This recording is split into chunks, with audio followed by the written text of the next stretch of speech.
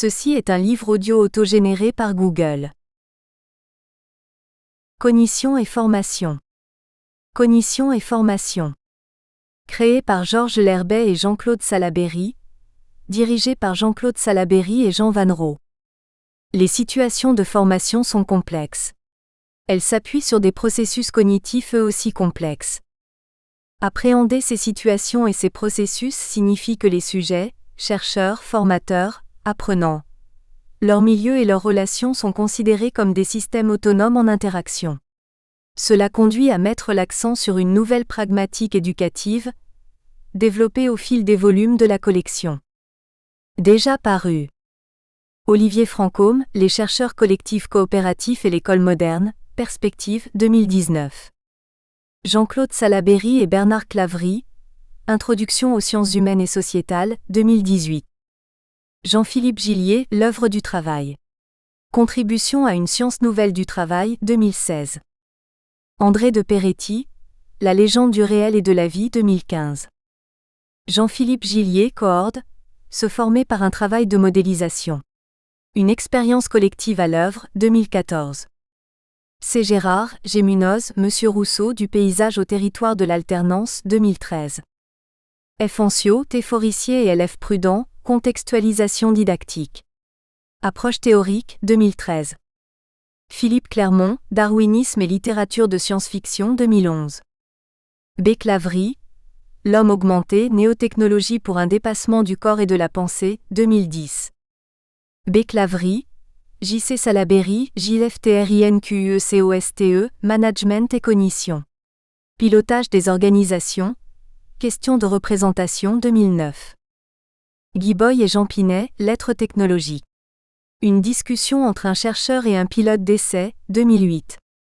Max Pagès, L'implication dans les sciences humaines. Une clinique de la complexité, 2006. Mylène ANQUETILCALLAC, L'accueil de l'expérience, 2006. Bernard Claverie, Cognitique, 2005. Franck Vial, La construction paradoxale de l'autonomie en formation alternée, 2005. F. Morandi et J.C. Salaberry, Coord. Théorisation des pratiques, 2005. Jean-Claude Salaberry, Dynamique des représentations et construction des concepts scientifiques, 2004. Avertissement. Cet ouvrage est issu du cours d'épistémologie donné par l'auteur en DEA de sciences de la cognition de l'Université Bordeaux-Ségalène, puis en dernière année du cycle d'ingénieur diplômé de l'École nationale supérieure de cognitique, à l'Institut Polytechnique de Bordeaux, et dans un centre académique d'une grande entreprise internationale. Son but n'est pas de fournir un traité d'épistémologie théorique. Il en existe de très bons déjà publiés, mais de donner un recueil d'accès facile, souvent imagé, de quelques bases nécessaires à la mise en œuvre d'une démarche scientifique, raisonnée et objective, en évitant autant que possible les erreurs de méthode, sans tomber dans l'application de recettes ou sans en comprendre la pertinence. Il est particulièrement destiné aux ingénieurs et autres spécialistes pris dans des démarches de recherche industrielle qui nécessitent, le plus souvent, à la fois rapidité et efficacité dans la résolution de problèmes complexes. Cette démarche ne peut s'entendre sans le respect du formalisme qu'impose le rationalisme scientifique. La science ne se fait pas n'importe comment, et connaître ses limites est un des premiers actes de la raison. L'auteur essaye, pas à pas, d'amener le lecteur de quelques notions simples à la complexité de la mesure et de l'élaboration des plans d'expérience. Cela se fera en passant par l'inventaire de contraintes à la fois formelles et instrumentales pour mettre en œuvre une démarche scientifique, et introduire à la lecture d'ouvrages plus complets pour ceux qui se destineront à la recherche. À propos de l'auteur. Bernard Claverie est professeur des universités à l'Institut Polytechnique de Bordeaux, Bordeaux INP, où il a créé l'École nationale supérieure de cognitique, ENSC. Il effectue des recherches au sein de l'IMS, UMR 5218 CNRS, Université de Bordeaux, Bordeaux INP, et du laboratoire commun IL, ENSC Thales, sur les dimensions humaines de l'intelligence artificielle et des technologies numériques. Il s'intéresse depuis ces dernières années à la cyberpsychologie, notamment pour l'augmentation des compétences et performances cognitives dans l'industrie du futur, et pour la performance humain-système dans la gestion de situations complexes critiques. Spécialiste d'épistémologie et de recherche interdisciplinaire, il est l'auteur de plusieurs ouvrages et a dirigé une douzaine de thèses de sciences cognitives et d'ingénierie cognitique en sciences physiques et de l'ingénieur. Il a contribué à plus d'une centaine de publications scientifiques. Ouvrages. Cognitique, sciences et pratiques des relations à la machine à penser. Paris, édition L'Harmattan 2005. L'homme augmenté. Néotechnologie pour un dépassement du corps et de la pensée.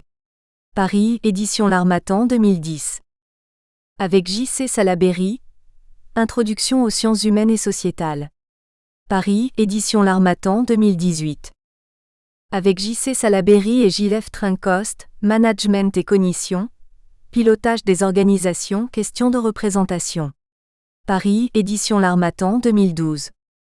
Avec Delebarre, N. Zavialov et Erdanzer sous la direction de Douleur, volume 1, du neurone à l'homme souffrant, volume 2, Société, personne et expression. Paris, Échelle, 1991 à 1992. Préface. Par Jean-Claude Salaberry. La collection Cognition et formation prévoit que chaque ouvrage évoque, ou prend en charge, ou s'appuie sur une pragmatique de situation. Celle qui est à l'œuvre ici correspond à la situation quotidienne d'un ingénieur ou scientifique industriel, mais ce quotidien peut ressembler à celui de certains laboratoires ou encore à celui de qui veut, dans sa pensée personnelle, s'appuyer sur une démarche à caractère scientifique. D'une façon plus générale, la référence à la collection se décline dans le projet affiché par l'ouvrage, qui est de participer à la formation des ingénieurs, mais aussi de tout lecteur intéressé par la démarche scientifique, quant au raisonnement et à la pensée scientifique, versant majeur de la cognition. En qualifiant ce versant de majeur, nous ne minorons pas le versant imaginaire, artistique, il constitue lui aussi un versant majeur complémentaire du précédent, confère. Salaberry 2015. À propos de raisonnement, Bernard Claverie reprend l'apport essentiel de Peirce, qui caractérise les trois types d'étapes de raisonnement que sont la déduction, l'induction, l'abduction. En insistant sur l'importance de l'abduction. Au demeurant, si l'on parle pour caractériser la démarche scientifique, du rôle central joué par le raisonnement hypothético-déductif, c'est pour souligner que seules certaines étapes d'un tel raisonnement sont déductives. D'autres sont consacrées à l'élaboration d'hypothèses, et là induction et abduction sont à la manœuvre. De même dans le cheminement de la pensée qui, à partir de l'ébauche d'une première hypothèse, va chercher des indices de pertinence pour cette dernière, et va souvent parvenir à un enrichissement complexification de la question, débouchant sur de nouvelles questions et de nouvelles hypothèses. Bernard Claverie s'appuie également sur le modèle triunique de Popper et Haeckel, qui postule le passage entre plusieurs mondes conceptuels interpénétrés, ouvrant les champs de la mesure et de l'erreur. La nécessité de ces deux processus pose, selon l'auteur, les bases d'une avancée de la connaissance, notamment dans le cadre d'une logique du vague.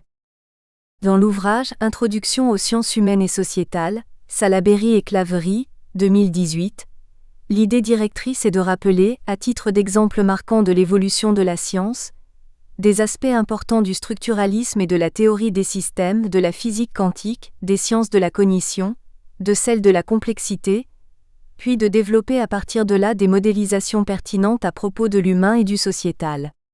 Un autre fil rouge de l'ouvrage est la notion d'invariant. L'hypothèse de Vergniaud, 1991, est que tout concept scientifique est lié à un ou plusieurs invariants, avec des exemples pris dans le champ des mathématiques. Or, cette hypothèse se révèle avoir une pertinence remarquable pour les concepts des sciences physiques. Si maintenant on observe les critères qui caractérisent la structure, totalité, transformation, autoréglage, Piaget, 1968, on constate que l'invariant se situe dans le fonctionnement, voire le critère d'autoréglage. Il en est de même pour le système. Si l'idée de structure a émergé dans le domaine de la culture, Propp et les contes russes, Saussure et la langue, l'idée d'autoréglage, l'idée d'un invariant situé dans le fonctionnement, annonçait le développement extraordinaire de la biologie d'une part, celui des sciences humaines et sociétales de l'autre. Cet ouvrage amène donc à des perspectives générales de modélisation pour ces dernières.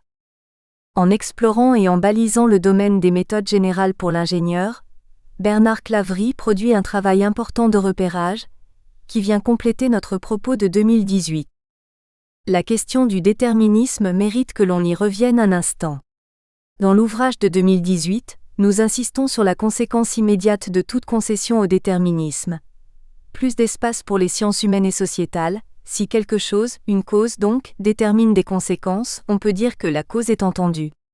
Tout en rappelant que dans le domaine de la physique classique le déterminisme ne pose aucun problème, nous proposons de le considérer, pour ce qui est du domaine des sciences humaines et sociétales, comme un obstacle épistémologique à toute prise en compte de la complexité. Pour préciser ce point de vue en parlant du statut, ou du fonctionnement de la causalité, cette dernière peut être qualifiée de simple dans nombre de problèmes, la plupart sans doute, auxquels se confronte un ingénieur. Une cause entraîne, provoque, une conséquence, ou plusieurs. Des événements peuvent également se produire ensemble, influant l'un ou les uns sur l'autre ou les autres. Nous sommes dans le champ de la physique classique. En revanche, dès qu'il s'agit du domaine humain et sociétal, les causalités sont circulaires et leurs boucles sont souvent étranges, court-circuitant les niveaux logiques. Dans la part de leur fonction qui correspond à leur statut de cadre, les ingénieurs prendront garde à ne point l'oublier. Cela dit, dans le travail au quotidien qui prend souvent la forme d'une résolution de problèmes, l'acteur, ingénieur, chercheur, responsable, va souvent adopter la position d'un réductionnisme expérimental. En essayant soigneusement de repérer les limites d'un problème, les tenants et les aboutissants, il se posera des questions sur les démarches et les méthodes envisageables, et l'objectif de cet ouvrage est de l'y aider. In fine, l'ouvrage de 2018 et celui de 2019, complémentaires l'un de l'autre, prétendent constituer un diptyque au service de toutes celles et de tous ceux qui souhaitent construire une démarche à caractère scientifique. Avant-propos. À quoi sert la science ? Comment se fait-elle ? Pourquoi se fait-elle ? Jusqu'où se fait-elle ? Telles sont des questions que nous nous posons au début de cet ouvrage, et auxquelles nous allons essayer d'apporter quelques pistes concrètes de réponse. Si l'ingénieur est un scientifique, il convient alors de savoir en quoi il l'est et de quoi il se trouve pétri, dans un environnement socio-économique complexe, changeant, toujours inscrit dans un mouvement continu qui rend paradoxalement les choses stables incertaines et le perpétuel de leur mutation absolument assuré. Dans un tel contexte où le doute s'inscrit en filigrane de tout, il est important de pouvoir apporter des briques de certitude, des pierres d'achoppement de la construction du progrès technique. Telle est la place de la science et le scientifique, dont l'ingénieur en devient responsable dans une pratique universelle qui échappe aux intérêts partisans ou aux doctrines spécifiques des valeurs et perspectives productives, marchandes ou compétitives qui sont pour lui et par ailleurs, d'autres préoccupations professionnelles. La science est avant tout une démarche, une attitude intellectuelle. Elle s'attache à accumuler des connaissances objectives sur le monde, sa structure et son fonctionnement. Ce monde, c'est à la fois notre environnement, qu'il soit proche ou lointain, minuscule ou maximaliste, externe ou interne à soi-même, et les hommes qui s'y meuvent le construisent, l'habitent et le transforment. Le rôle de l'ingénieur est ici en la matière double, compétitif et scientifique. L'écart référentiel est parfois significatif. Les champs sont souvent confondus, facilitant l'ambiguïté, parfois opposés, plongeant l'ingénieur dans la perplexité du savoir comment et que faire. Cette éthique de l'ingénieur n'est pas du champ de cet ouvrage, mais il semble utile de lui donner un éclairage suffisant, alors que les sirènes de la facilité appellent chacun à la célérité, l'immédiateté de pensée ou le raisonnement approximatif. Il est alors utile de rappeler quelques principes qui caractérisent la science. Et parler de science revient à l'épistémologie, discours sur la science, ses pratiques et ses limites. On ne peut parler d'ingénierie sans faire élément en forte interaction. Les sciences et tech d'ingénieurs, leur métier exercé en entreprise. Commission des titres de l'ingénieur, réfère Orientation 2018, livre 1, l'ingénieur et ses 1000 activités professionnelles des ingénieurs. Chapitre 1, Croyances et objectivité. Le Père Noël existe, la preuve. Il a été créé par une grande marque de boissons gazeuses, habite en Laponie où il fait très froid, ce qui fait que Rudolf, son petit renne d'attelage, a toujours le nez rouge, parfois phosphorescent. Cela permet d'ailleurs au service de la défense de l'espace nord-américain de suivre la course du traîneau chaque 24 décembre et d'en diffuser la trace en direct sur Internet. Tout le monde sait qu'il apporte des cadeaux dans sa hotte, en passant par la cheminée, et qu'il aime bien trouver un verre de lait et une orange pour se donner la force de repartir voir les autres enfants du monde. Personne n'irait dénoncer cela, bien fou celui qui le ferait aux enfants, et bien tristes sont ceux qui ne croient plus au Père Noël. Quant aux licornes, être merveilleux des histoires d'antan, tout le monde savait qu'elles n'existaient que dans les contes enfantins jusqu'à ce que les paléontologues découvrent les restes de la licorne de Sibérie, un mammifère préhistorique qui aurait pu cohabiter avec les humains. S'il est vrai qu'elle n'avait pas vraiment l'aspect d'un élégant cheval magique, il n'en reste pas moins que sa mémoire aurait pu traverser les siècles des traditions orales et chansons de gestes. Embellie de l'imaginaire des conteurs, elle serait devenue cet être dont on parle en sachant qu'elle n'existe pas vraiment, alors que justement on peut montrer des indices de sa réelle existence passée. Et pour ce qui est du diable, comme le rappelait Baudelaire citant un prédicateur subtil, c'est encore plus futé, il s'attache à vous persuader qu'il n'existe pas. Voici 3 prototypes d'assertions communes. Le premier correspond à une existence potentielle transformée en croyance, le second à une croyance dont on trouve la trace dans le réel, et le troisième s'attache à vous montrer qu'en doutant de quelque chose, vous pourriez en confirmer l'existence. Ces formes de pensée sont courantes, les linguistes en ont fait des inventaires savants et les psychanalystes se sont attachés à montrer leur rapport à la personnalité, à sa construction ou à ses troubles. Envahissant l'espace de la communication et celui de l'imaginaire, elle trouve dans l'usage des réseaux sociaux numériques la place d'honneur des fake news en ouvrant la boîte de Pandore des tout et n'importe quoi. Figure numéro 1, 2 paradoxes de la croyance, ceux qui n'y croient pas ont tort, à gauche, et ceux qui n'y croient pas se trompent, à droite. Comment, dans un tel contexte, faire la part des choses entre ce qui est cru des interprétations du réel, et ce qui est attesté, méritant une forme de confiance rationnelle? La question est celle de la frontière entre science et croyance, de leur complémentarité et même de leur relation circulaire dans les processus de raisonnement.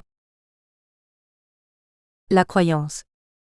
Les lutins ou autres êtres surnaturels similaires existent. En effet, leur réalité est attestée par une somme bibliographique dans laquelle on identifie des contes, des traditions, des témoignages, mais aussi des films, des reportages, etc. Certains travaillent dans des cirques, d'autres sont employés à remplir ou vider les seaux d'où naissent les arcs-en-ciel. On en voit même quelques élégants dans les carnavals, essayer de se faire passer pour des jeunes filles portant des habits verts. Le mélange de croyance et d'assurance est toujours délicat, et l'équilibre est instable, précipitant facilement le raisonnement d'un côté ou de l'autre de la ligne de certitude, vers la rationalité qui montre que tout cela est absurde, ou vers le doute, voire la conviction, où les choses sont bien moins tranchées que cela. Plus polémique, la question de l'existence des anges ou autres êtres parfaits ouvre des débats sans fin et dont on ne sait déterminer l'origine. Leur réalité est également attestée par une somme d'écrits et de pratiques considérables. Des textes religieux, de nombreux témoignages, des romans et épopées, des films ou documentaires se sont attachés à montrer cette réalité, notamment en termes de hiérarchie avec les archanges, en matière d'annonciation de bonnes nouvelles, de glorification, de damnation ou de révolte et d'échéance de certains d'entre eux. Quant aux êtres saints, leur existence seconde au premier est démontrée par des compilations ayant mené à des traditions et comportements bien réels, évangiles, congrégations, cléricatures, mais également témoignages certifiés d'apparitions, de guérisons et autres miracles. L'État du Vatican produit chaque année des actes officiels attribuant le statut de sainteté dans le cadre de procédures de constats objectifs qui conduisent à la béatification. Un saint est donc quelqu'un qui est officiellement déclaré saint pour l'avoir été, et ainsi le devient pour l'éternité. Dieu, quant à lui, seul ou avec ses congénères, homologues et autres collègues célestes, détient un pouvoir de conviction tel que des gens vont jusqu'à s'entretuer en son nom. Des États déclarent même des guerres pour lui, et le païen, le déiste ou l'athée sont parfois physiquement éliminés, promis à la fosse commune ou à l'éparpillement afin de ne plus laisser de traces d'une question sur la certitude de la foi. Le monde est ainsi classé en fidèles et infidèles, que ceux-ci soient des pauvres d'esprit ou des chiens aux yeux de ceux-là.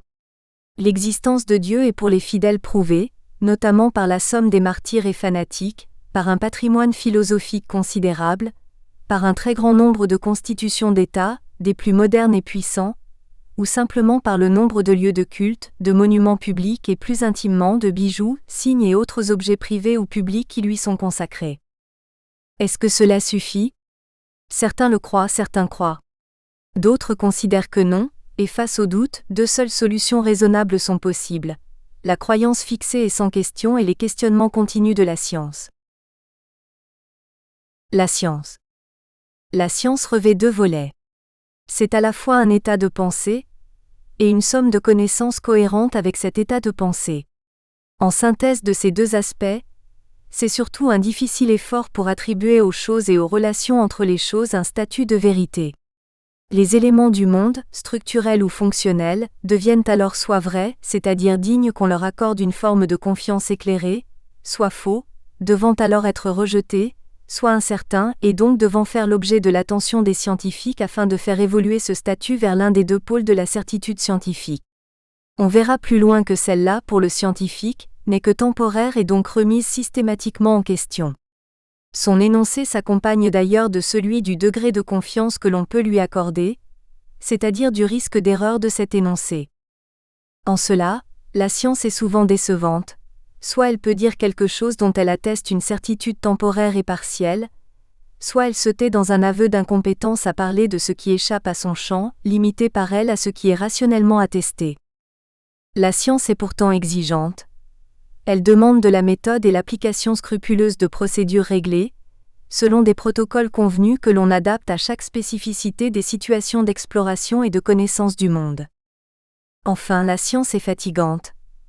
Elle exige des efforts de pensée et la mobilisation d'une énergie cognitive significative. Confère figure numéro 1. Ce que certains ne sont pas prêts à mobiliser, préférant certitudes absolues et explications simples, optant pour une facilité intellectuelle rassurante plus que la mobilisation d'actes de savoir dont nous tiendrons plus loin quelques inventaires. Figure numéro 2, représentation naïve de l'activité scientifique dans laquelle les certitudes spontanées, du domaine de la croyance, physique, psychologie naïve, permettent d'émettre des hypothèses sur le réel. La méthode scientifique, flèche ascendante, donne grâce à une théorie de la mesure, la possibilité de pousser une hypothèse au-delà de la frontière de la rationalité pour la confirmer ou l'infirmer et lui donner, le cas échéant, un statut de certitude voire de loi scientifique dont le caractère temporaire reste pourtant attaché notamment aux critères de sa cohérence, de sa réfutabilité et de son accessibilité aux doutes scientifiques. Les sciences. La science est une méthode générale de pensée, de preuve et de connaissance de la structure ou du fonctionnement général du monde. Elle peut être décrite selon les deux dimensions des modalités d'application de cette pensée, ou de sectorisation dans un domaine restreint de connaissances. La possibilité, la facilité ou dans certains secteurs, l'impossibilité d'appliquer une méthode scientifique, rigoureuse, rationnelle et générale, concourt à une classification en grandes disciplines de description et d'étude du réel. Chacune d'entre elles est alors définie comme une science particulière. Elle est élément de la constellation des sciences et autres disciplines, au sein de la science et de la connaissance générale. Selon l'échelle de la difficulté d'application des critères scientifiques, on peut ainsi décrire des sciences formelles dont les critères de scientificité confinent au quasi-absolu. Des sciences empiriques plus difficiles à mettre en œuvre en cohérence avec des contraintes lourdement imposées par l'expérience. Des sciences humaines et sociétales pour lesquelles les difficultés sont croissantes et les théories explicatives diversifiées et largement discutées, y compris entre scientifiques eux-mêmes, et des disciplines qui échappent à la logique et la contrainte scientifique, parascience et non-science, pour lesquelles les principes de la méthode ne peuvent s'appliquer. Tableau numéro 1. Classification des disciplines selon l'axe de leur scientificité. On doit mentionner la place des pratiques et des arts issus d'un savoir scientifique, mais dont les critères d'application sont incompatibles avec la complexité du problème à régler, le plus souvent dans des contraintes de temps, d'efficacité et d'économie budgétaire qui s'imposent aux praticiens. Confère tableau numéro 1. Chapitre 2. Qu'est-ce que l'épistémologie ? La science ne s'oppose pas aux croyances qui sont des convictions personnelles ou partagées, portant sur des faits réels ou virtuels. Elle s'appuie sur elles et leur donne ou non un statut scientifique. Pour cela, elle qualifie la représentation de ces faits comme étant intégrés dans des ensembles scientifiques plus larges, cohérent, et suffisamment explicatif du réel pour bénéficier d'un consensus à une époque donnée. Aujourd'hui, ce consensus est international et concerne l'ensemble des secteurs disciplinaires. Le Centre national des ressources textuelles et lexicales, CNRTL, définit l'épistémologie en 2010 comme « étude de la connaissance scientifique en général ». C'est une discipline qui a pour objet l'étude critique des postulats, conclusions et méthodes d'une science particulière, considérée du point de vue de son évolution, afin d'en déterminer l'origine logique, la valeur et la portée scientifique et philosophique. À l'instar de la science et des sciences, on peut différencier une épistémologie et des épistémologies. L'épistémologie a pour vocation de dire ce qu'est la science et si une donnée, un énoncé ou une théorie est scientifique. Les épistémologies ont pour rôle de dire comment et pourquoi ces données ou affirmations, dans le cadre de telle ou telle science, sont ou non scientifiques. L'épistémologie est le résultat d'un long chemin de la pensée humaine. Les civilisations se sont posées les questions de l'existence rationnelle du monde, des causes de sa structure et de celles de son fonctionnement. Ainsi, la question des frontières entre croyance et science a constitué une trace balisée par de grandes étapes de la connaissance.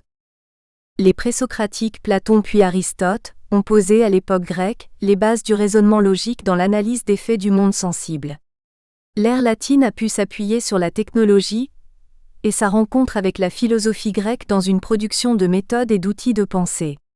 Le Haut Moyen Âge a vu le développement de la scolastique, alors que la science arabique enrichissait de ses merveilleuses abstractions le patrimoine occidental. L'obscurité d'un bas Moyen Âge religieux fut heureusement balayée par la Renaissance et la rencontre de l'art, des sciences et des techniques. Les Lumières apportèrent les prémices de la laïcité de la connaissance, et une séparation radicale entre science et croyance. La révolution industrielle ouvrit la voie du parallélisme interactif entre science et technologie scientifique, conduisant aux grandes évolutions de la physique, de la chimie, des connaissances de la structure du vivant puis à la révolution numérique. Ainsi s'est constituée peu à peu la transformation de la science, s'appuyant sur les deux jambes de son avancée, d'une part la philosophie, la logique et les mathématiques qui donnent la puissance à l'esprit humain, et d'autre part la méthode et la technologie qui permettent la mise en œuvre concrète des applications de ces productions. L'ingénieur est donc au centre de cette évolution, à la fois capable de maîtriser les outils théoriques de la pensée scientifique, et de promouvoir leur implémentation technique dans la recherche concrète de la preuve, en maîtrisant au possible les erreurs, dans une démarche de vérité qui s'attache à être éthique. Chapitre 3 : La recherche scientifique. Comme la science est à la fois la discipline, la pratique et l'attitude du scientifique, la recherche est l'ensemble des activités des travaux scientifiques auxquels se livrent les chercheurs, Larousse. Le chercheur est quant à lui défini comme une personne qui se consacre à la recherche scientifique, ibidem.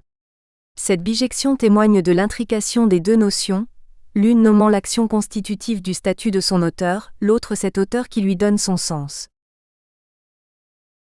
Le rôle du scientifique. Il convient alors de s'interroger sur ce que fait le scientifique confronté à une situation complexe d'incertitude, face à l'existence de faits réels qu'il ne maîtrise pas ou qu'il ne peut référer à une explication connue. On peut repérer 3 moyens qu'il peut mettre en œuvre de manière spontanée. Le premier est l'intuition, c'est-à-dire l'inspiration issue de l'expérience qui ambitionne de sortir les faits concernés des simples croyances.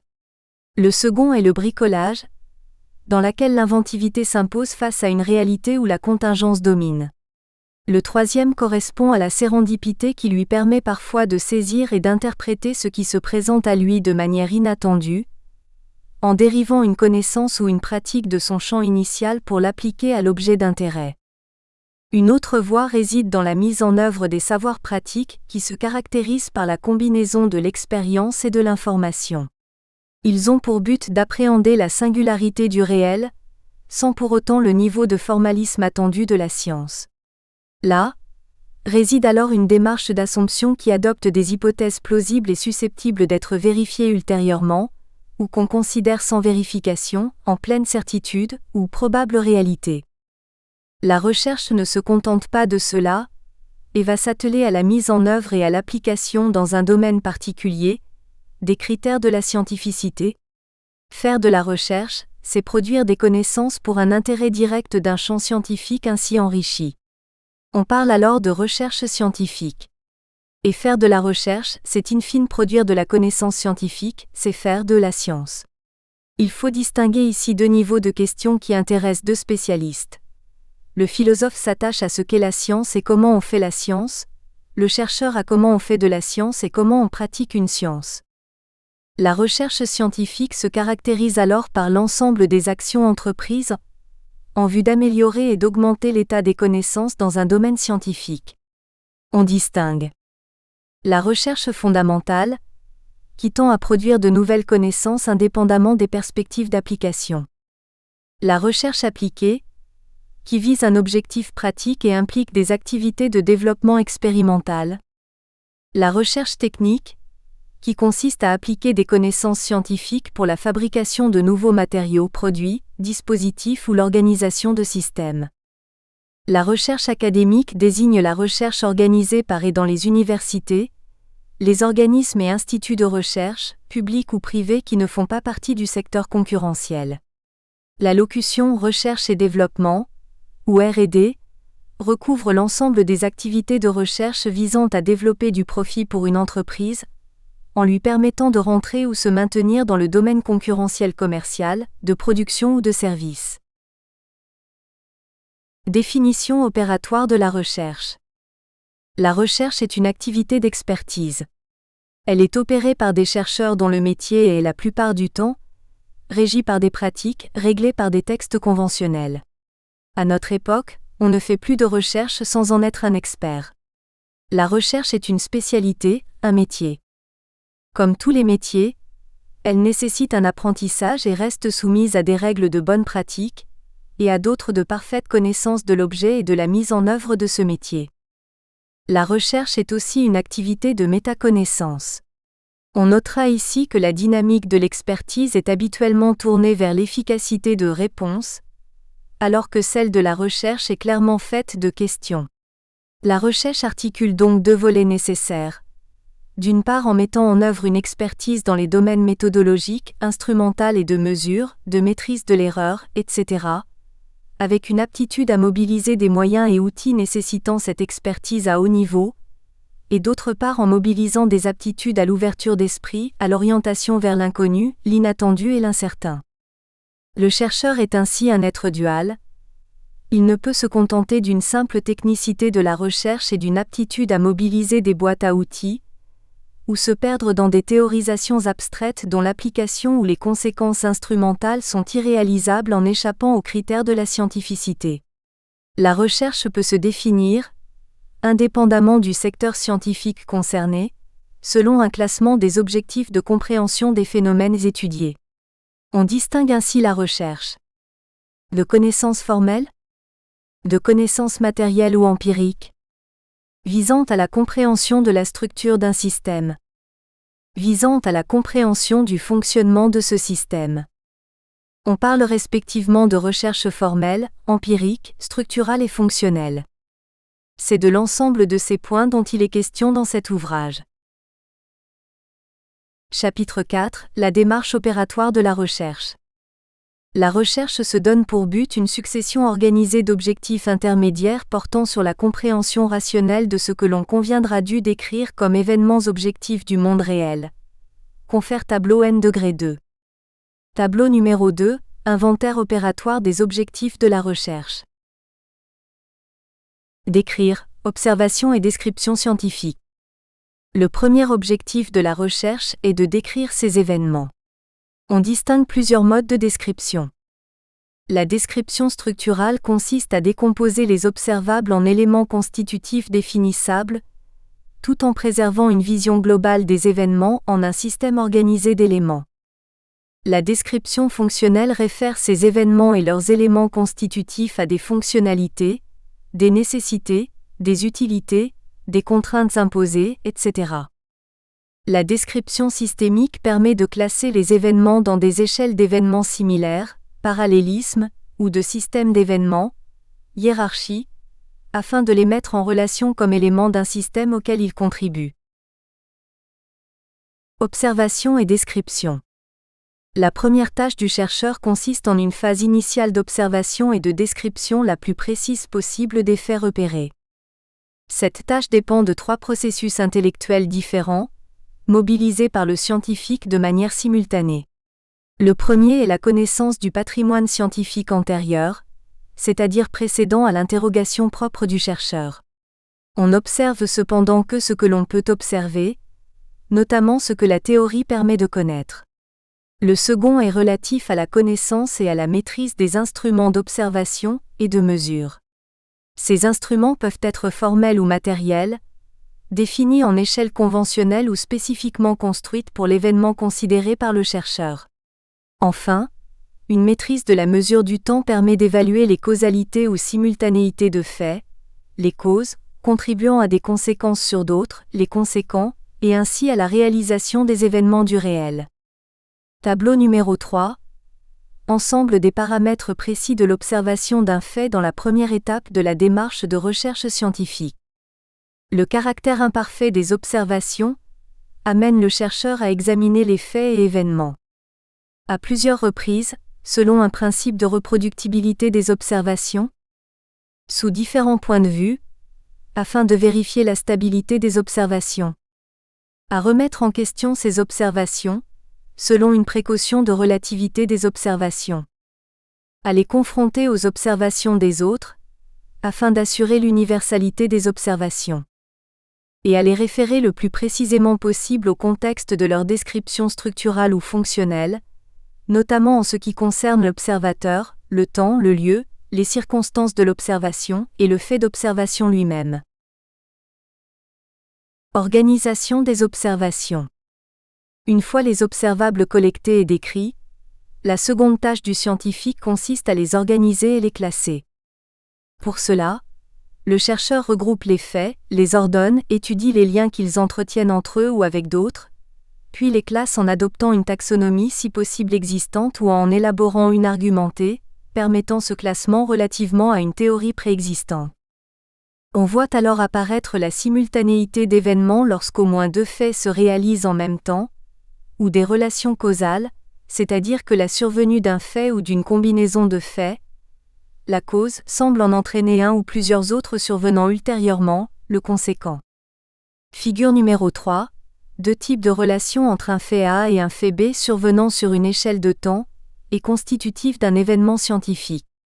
On remarque que certaines occurrences de faits peuvent faire penser à des relations causales, alors qu'il s'agit de phénomènes d'origine simultanée qui ne se réalisent dans des mêmes temporalités. De la même manière, des faits organisés temporellement entre eux peuvent pourtant apparaître simultanés en fonction d'une latence de réalisation différente. Par exemple, la lumière d'une explosion arrive aux yeux d'un observateur éloigné plus vite que le son. Pourtant la lumière n'est pas causale du son qui arrive pourtant plus tard. L'éclair ne provoque pas le tonnerre, ce sont 2 produits du coup de foudre.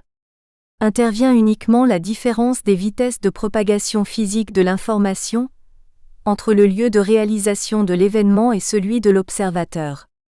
De la même manière, c'est parce qu'on allume le gaz sous une casserole que l'eau se met à bouillir. Cette vision pratique qu'a le cuisinier des choses induit une interprétation naïve erronée.